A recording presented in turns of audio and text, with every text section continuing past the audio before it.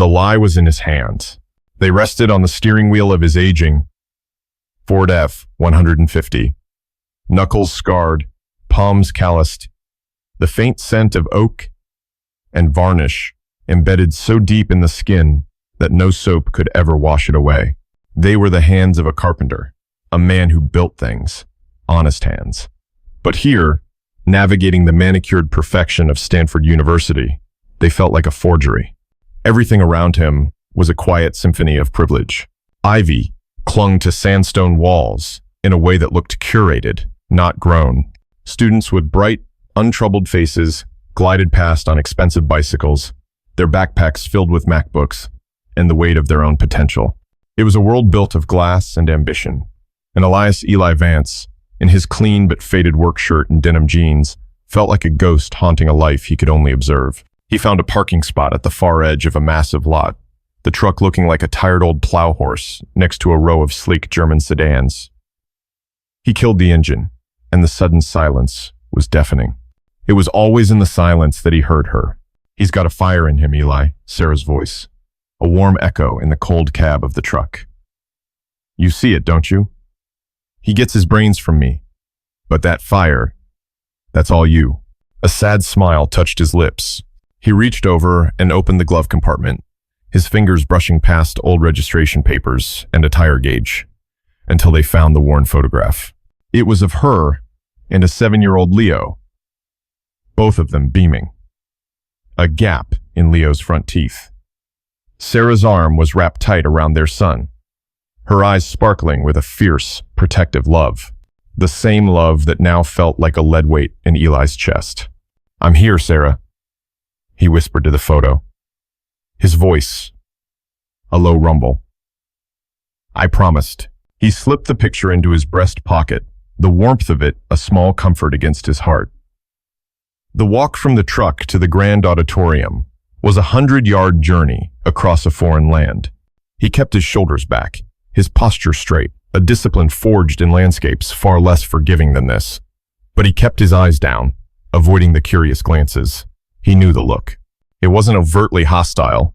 It was a look of quiet assessment, a mental sorting that took in his black skin, his simple clothes, his powerful frame, and filed him under a category that didn't belong here. Visitor. Worker. Not one of us. He saw Leo waiting near the towering oak doors of the auditorium, a beacon in the sea of unfamiliar faces. His son, 18 years old, tall and lanky, with Sarah's fair skin and sharp intellect, but with his father's eyes deep, observant, and older than they should be. He wore a crisp suit, a gift from his grandparents, and looked every bit the part of the young genius he was. Today, Leo Vance was receiving the National Science Fellowship, an honor that came with a full ride to any university of his choice. He had chosen MIT. Dad. Leo's face broke into a relieved smile, though a flicker of anxiety crossed his features as he took in his father's appearance. "Leo." Eli pulled him into a firm, one-armed hug, thumping his back. The suit felt foreign under his rough hand. "You look sharp." "You made it," Leo said, a statement that was also a question. "Wouldn't miss it for the world," Eli replied, his voice even. "You ready for this?" "I think so. It's a lot." Leo gestured vaguely at the opulent lobby, the murmur of conversation, the sheer scale of the event.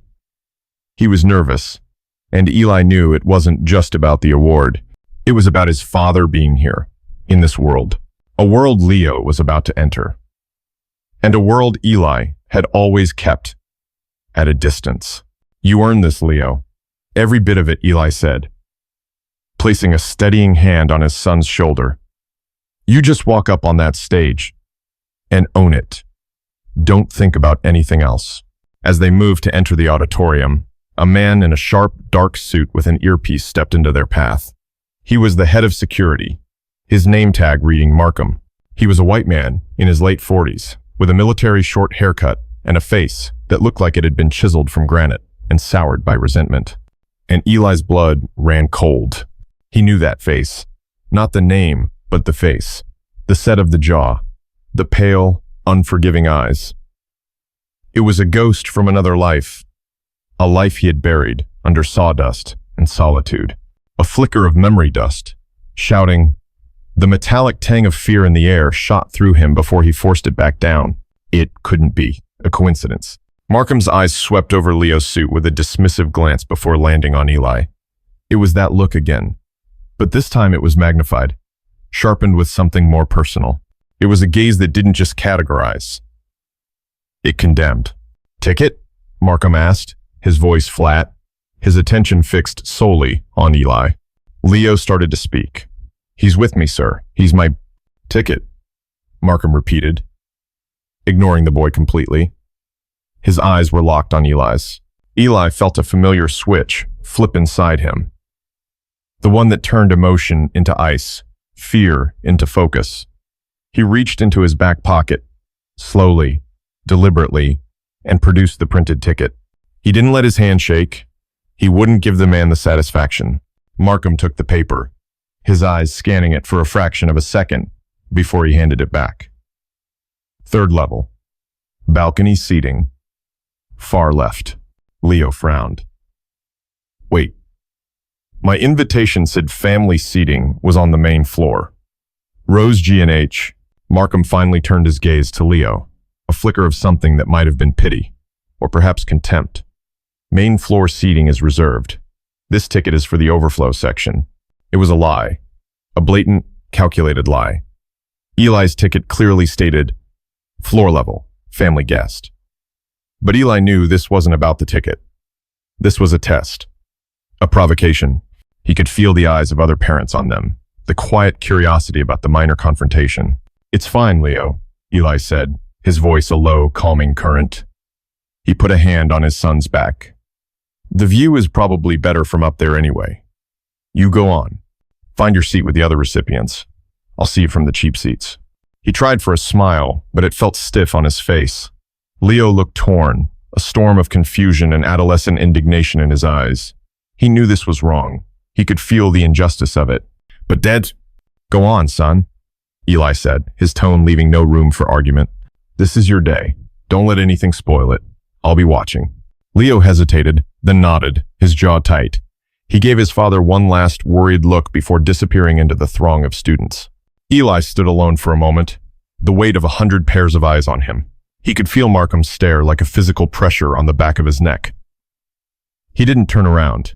He didn't acknowledge the man.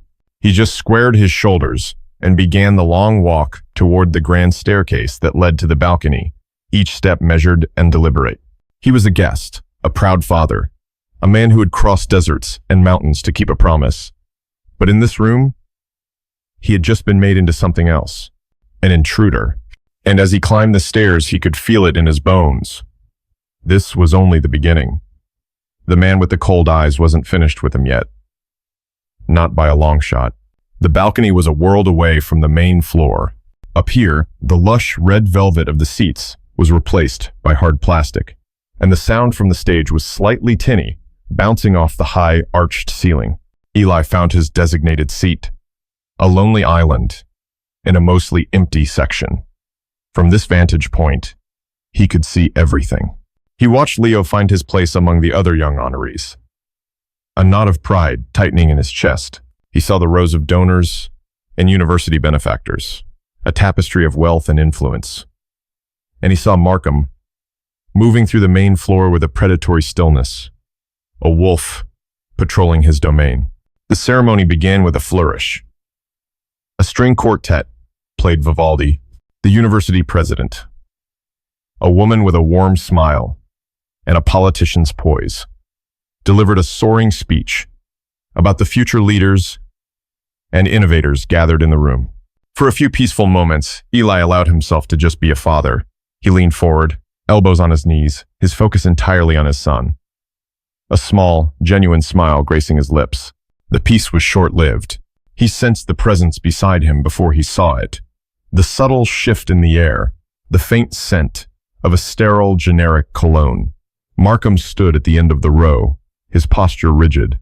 "Mr. Vance," he said, his voice low, but carrying an authority he clearly relished. "I'm going to need to see your ticket again.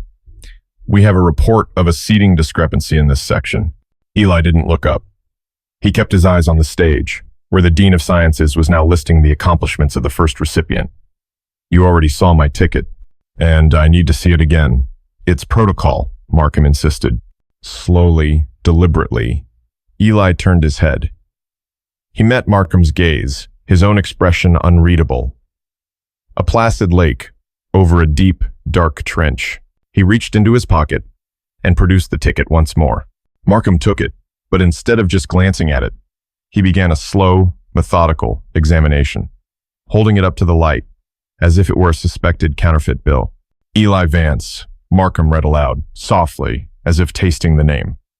He then looked Eli up and down, a slow, insolent appraisal. "What is it you do for a living, Mr. Vance?" The question hung in the air, a piece of bait dangling on a line. It was utterly irrelevant, designed for one purpose, to diminish him. "I'm a carpenter," Eli said, his voice steady. Markham's lips curled into a semblance of a smile. It didn't reach his eyes. "A carpenter. I see. You must be very proud of your son. It's quite a leap from carpentry to a National Science Fellowship." Each word was a carefully polished stone, thrown with precise aim. Eli felt the impact, but he refused to show it. He had faced down men with guns and explosives. He would not be broken by a man armed with condescension. "I am," Eli said simply, and turned his attention back to the stage. From a few rows over on the main floor, a man in a tailored Italian suit subtly shifted in his seat. Marcus Creed Jones, founder and CEO of a private logistics firm, appeared to be engrossed in the ceremony. But his sharp eyes, the same eyes that could spot an IED trigger wire from 100 yards, were watching the exchange in the balcony through his peripheral vision. He saw the way Markham stood, the way Eli sat, unmoving. Creed's jaw tightened, almost imperceptibly. He recognized the tactic. It was a classic power play. An attempt to provoke a reaction.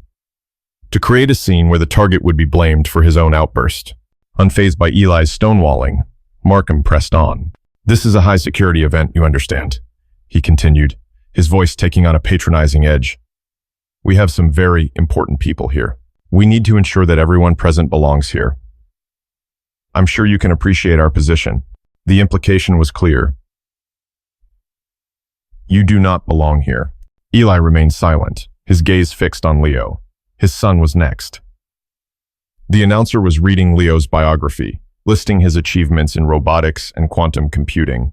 A wave of pure, undiluted pride washed over Eli, momentarily eclipsing the ugliness beside him. This moment was for Leo. He would not let this man poison it. Markham seemed to realize he wasn't going to get the reaction he wanted. His frustration manifested as a quiet hiss. He handed the ticket back, their fingers brushing. Markham's touch was cold. "We have very strict rules of conduct, Mr. Vance," he said, his voice dropping to a near whisper, a final parting shot. "I hope you understand. We wouldn't want any disturbances." With that, he turned and walked away, his polished shoes clicking softly on the concrete floor. Eli let out a slow, controlled breath he hadn't realized he was holding. The first crack had appeared. He knew Markham's type. This wasn't just a man doing his job. This was a man with a wound, and he was looking for someone to bleed on. Markham had started something, and men like him didn't know how to stop until they had broken something, or had been broken themselves. On stage, the announcer called his son's name, Leo Vance. The applause was warm and generous. Eli's hands, the hands of a carpenter, joined in, creating a loud, rhythmic clap. He was proud. He was focused. But as he watched his son walk toward the stage, a sliver of ice lodged itself in his heart. He knew Markham would be back, and the next time, he wouldn't come alone. For 20 minutes, an uneasy truce held.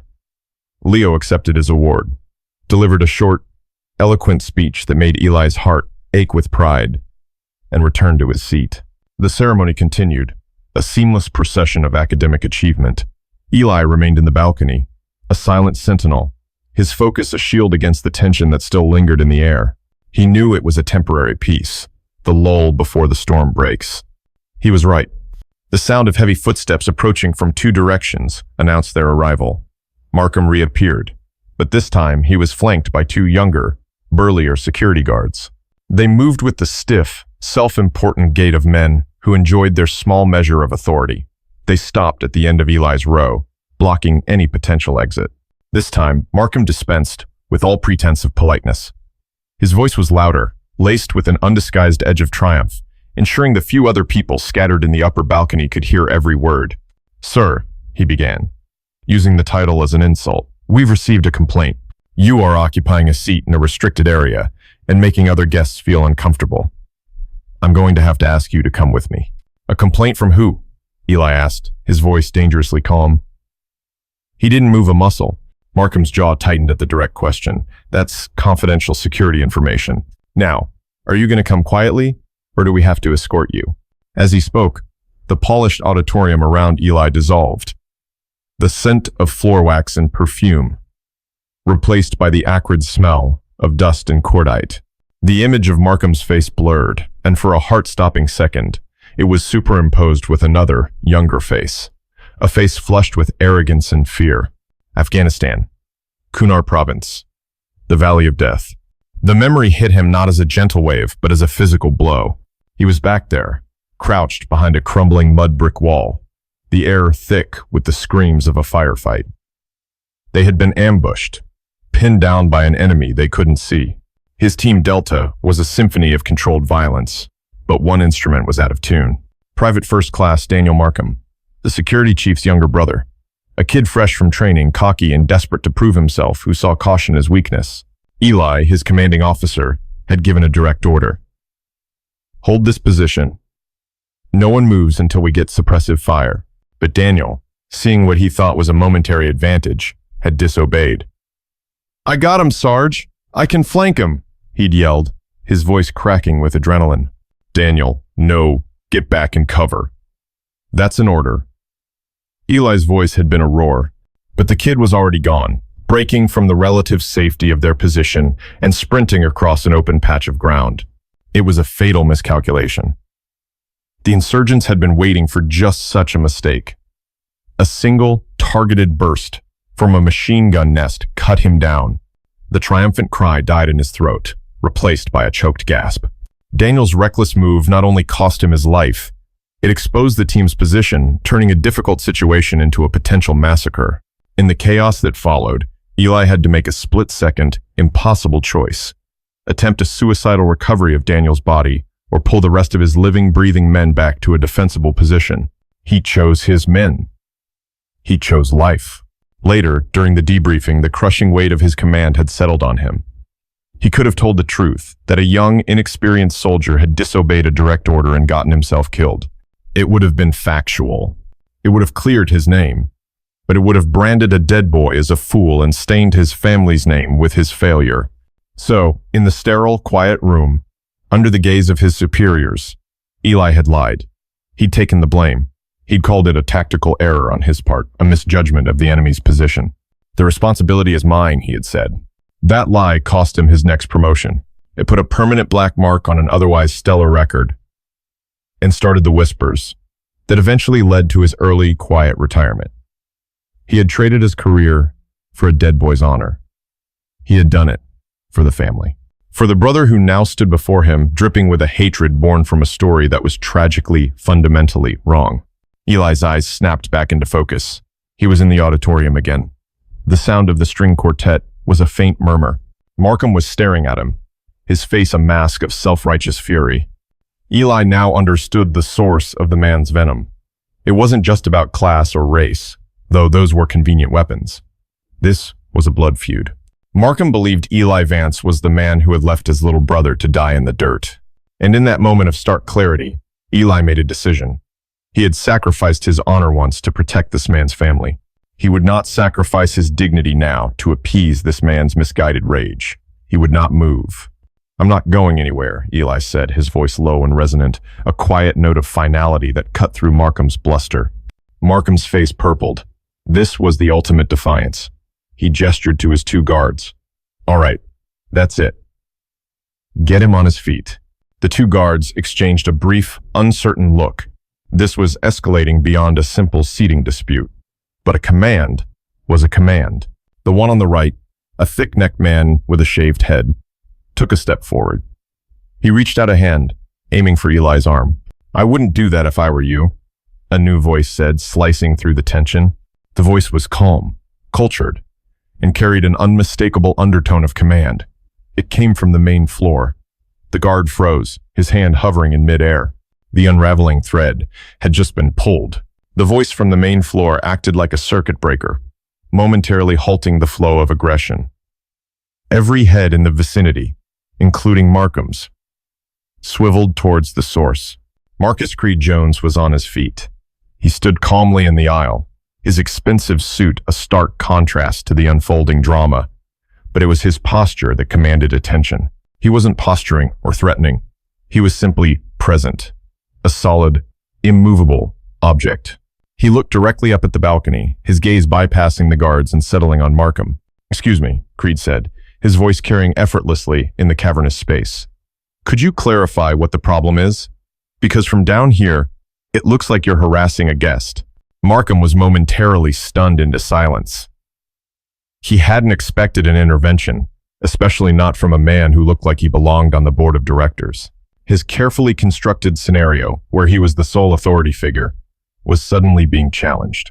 "This is a security matter, sir," Markham called down, his voice tight with irritation. "It doesn't concern you. Please return to your seat." Creed didn't move. "It concerns me when a man is being publicly intimidated for no apparent reason. It concerns the integrity of this event." As he spoke, something else happened. On the other side of the auditorium, near the front, another man stood up. Javier Rojas. A quiet, intense man with the weathered face of a rancher, which he now was. He didn't say a word. He simply rose to his feet, folded his arms across his chest, and fixed his dark, piercing eyes on the scene in the balcony. Then, from a seat near the back, a third man. Ben Doc Carter, a redhead with a kind face that belied the fact he was one of the most decorated combat medics in JSOC history. He stood with the same unnerving stillness. A ripple of awareness was spreading through the audience. The low murmur of conversation that had been the backdrop to the ceremony began to die down. People started to notice that this was not just a random dispute. Something significant was happening. Leo, from his seat among the honorees, watched with a racing heart. He saw the tall, well-dressed black man who had spoken. He saw the others rising. He didn't know who they were, but he knew, with a certainty that resonated deep in his bones, that they were there for his father. Markham's face, which had been flushed with anger, was now beginning to pale. His gaze darted from Creed to Javi, then to Doc. He was a man who understood power dynamics, and the dynamics in this room had just shifted seismically. These were not average men. The way they stood, the way they watched it, was a language he recognized from his time in the military. But this was a dialect far more lethal than any he had ever learned. It was the language of apex predators. This man was asked to relocate, and he refused, Markham said, his voice losing its confident edge. He was no longer performing for the crowd. He was trying to justify himself to an unseen jury. Then came the fourth, the fifth, the sixth. A man in a simple polo shirt near the center aisle. Another in a tweed jacket near the sound booth. All rising without a word, without a signal, as if connected by an invisible thread. 6 men in total, a diverse group, black, white, Hispanic, united by a single, silent purpose. They formed a silent garrison. They didn't move closer, they didn't need to. Their collective presence was a force field, a non-violent, unbreachable perimeter that extended from the main floor to the lonely balcony seat where Eli sat. The air grew thick and heavy, charged with a tension that was more powerful than any spoken threat. The ceremony on stage had all but stopped, the speaker trailing off as she, too, became aware of the silent, powerful drama unfolding. The 2 guards flanking Markham were now visibly uncomfortable. They were security for a university event, prepared for rowdy students or an occasional gatecrasher. They were not prepared for this. This felt different. This felt dangerous. The guard who had been about to lay hands on Eli took a half step back, his bravado completely gone. Markham was trapped. The entire auditorium was now his stage, and he was the villain of a play he no longer controlled. He looked at Eli, who still hadn't moved, who still hadn't said a word. since the ordeal began. Eli's silence was no longer passive. It was tactical. He had become the calm center of the storm his men had created around him. Markham opened his mouth to say something, a threat, a justification, an order, but the words wouldn't come. He was staring at 6 men, but he was seeing a ghost. The ghost of a Delta Force fire team. And he finally understood that he had not picked a fight with a lone carpenter. He had picked a fight with a legend and his entire legion, and he was about to lose. The standoff held the auditorium in a state of suspended animation. The air was so thick with tension, it felt like you could cut it with a knife. Markham stood frozen in the balcony, caught between his crumbling authority and the silent, unyielding wall of men on the floor below. He was a man drowning in a sea of his own making. Then, a new figure entered the fray. From the front row, in the section reserved for the university's most distinguished figures, an elderly man with a shock of white hair and a ramrod-straight spine rose to his feet. He moved with an unhurried grace that spoke of a lifetime of command. This was General Thomas Miller, retired 4-star general, and now the university's distinguished Chancellor Emeritus. He had been observing the entire incident on a small security monitor brought to him by a frantic-looking aide. He ignored Markham completely. His focus was on the 6 men standing in the aisles. He gave them a slow, deliberate look, a look of profound recognition and respect. Then, he began to walk, not towards the balcony, but down the center aisle, directly towards Eli's team. He stopped in front of Creed Jones. The 2 men, the decorated general and the Delta operator turned CEO, looked at each other for a long moment. No words were exchanged, but a volume of understanding passed between them. With a slight nod to Creed, General Miller then turned and began to ascend the grand staircase to the balcony, his steps slow and measured. The entire audience watched, breathless. His movements were calm, but they carried the weight of an impending judgment. He reached the top of the stairs and walked along the row until he stood directly in front of Eli. Markham and his 2 guards looked on, suddenly looking like errant schoolboys caught in the principal's office. Eli, seeing the general approach, finally moved. As a sign of deep, ingrained respect, he rose to his feet. General Miller didn't offer a handshake. He didn't offer a comforting word. He did something far more powerful. He squared his shoulders, brought his heels together with a faint click, and rendered a sharp, perfect military salute. Master Sergeant Vance, General Miller's voice boomed, clear and authoritative, resonating through the stunned silence of the auditorium. It is an honor to have you with us today. On behalf of this university, thank you for your service. The title Master Sergeant hit the room like a thunderclap. It was a rank of immense respect, reserved for the most senior, most experienced, and most revered enlisted leaders in the United States Army. It was a title that flatly contradicted the image of the simple, unimportant carpenter Markham had tried so hard to create. It was a public and undeniable validation of Eli's honor. Eli returned the salute, his movements crisp and precise, a ghost of the soldier he once was emerging from the shell of the carpenter. "Sir," was all he said, his voice thick with an emotion he refused to let surface. The general dropped his salute and then turned his gaze, now as cold and hard as chipped steel, onto Markham.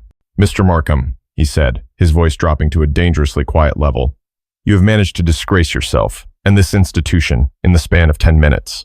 You have abused your authority and brought shame upon the memory of your own family." The last part was a direct hit.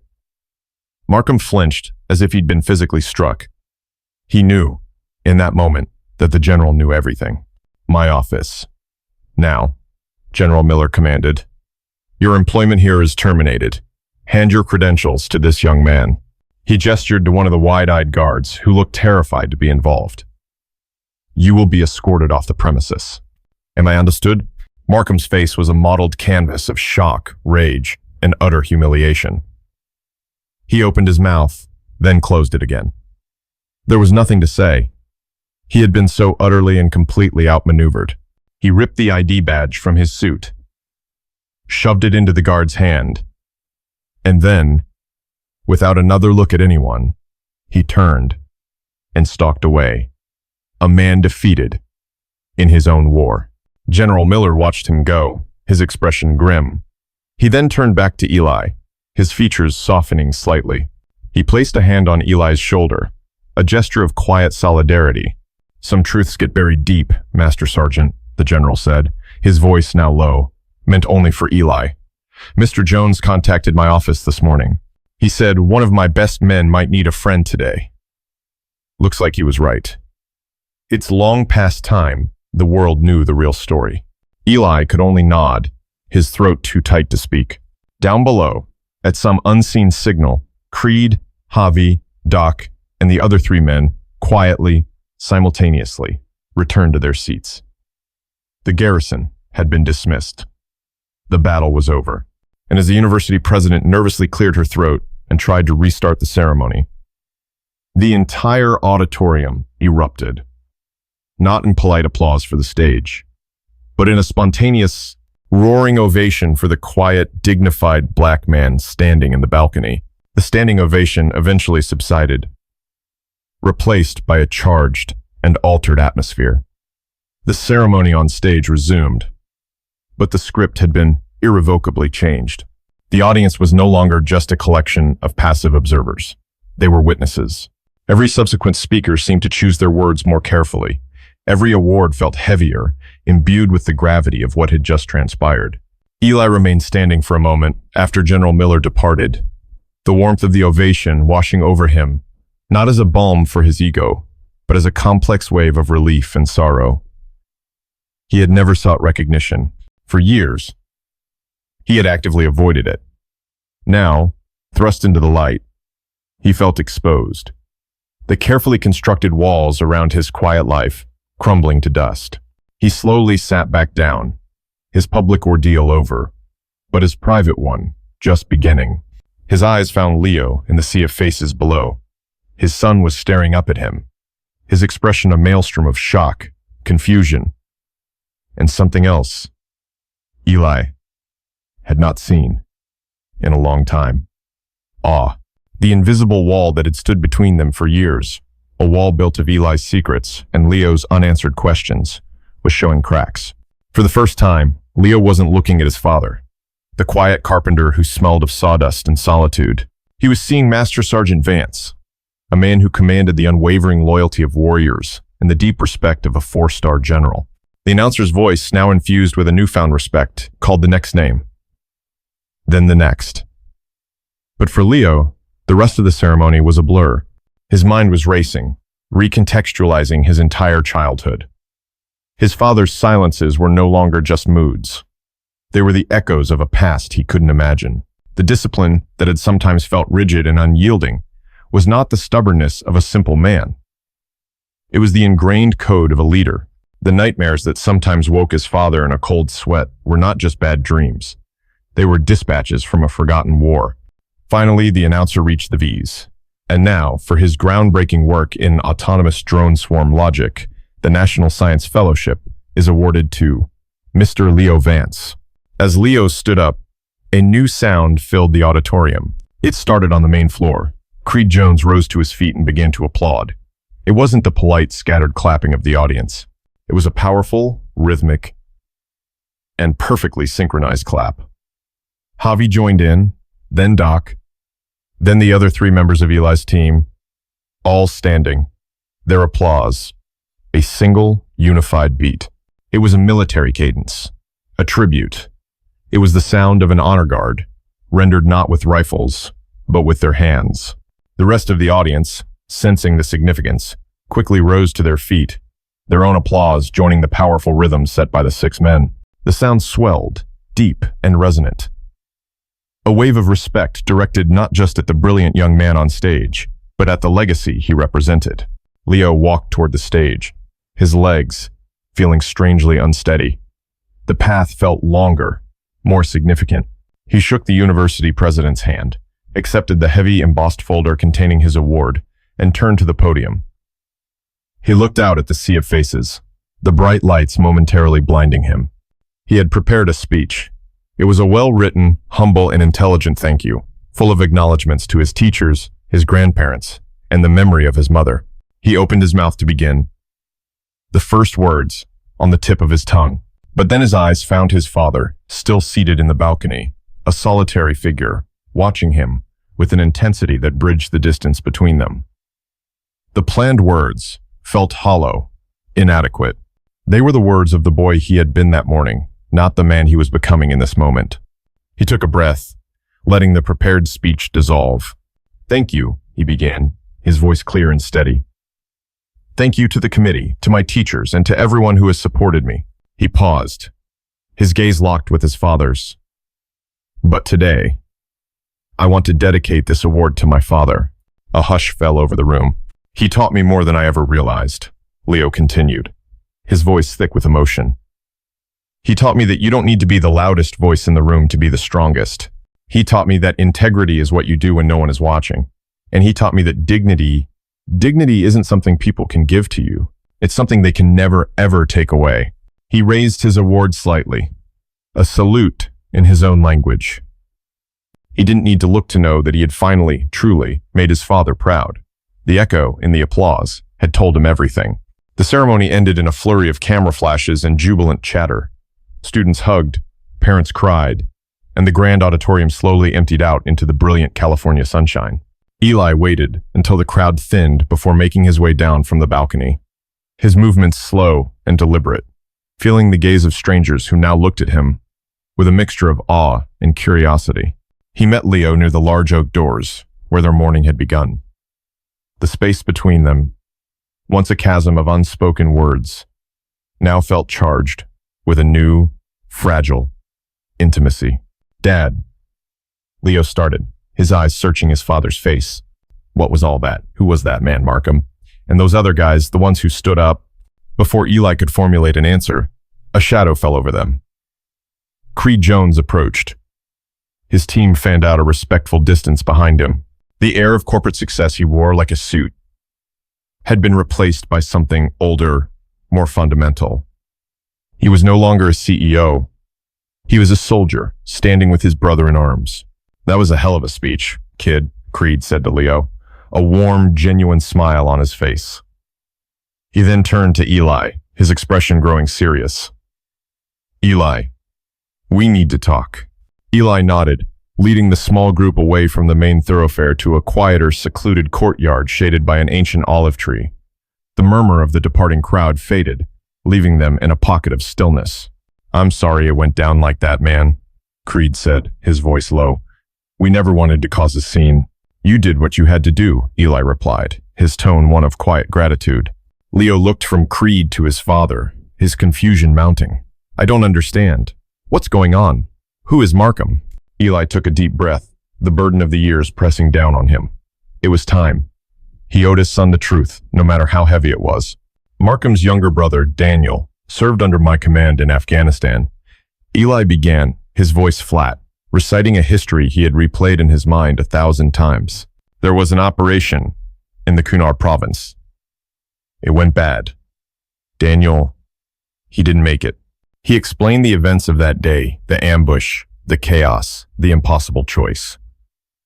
He told Leo about the official report, about the lie he had told to protect a dead boy's honor. "So Markham hates you because he thinks you left his brother to die," Leo concluded, his voice barely a whisper, the pieces clicking into place with horrifying clarity. "He needed someone to blame," Eli said simply. "I was the easiest target." A heavy silence descended on the group. The partial truth hung in the air, tasting of ash and regret. Then Creed spoke again, his voice gentle but firm. "That's not the whole story, Eli.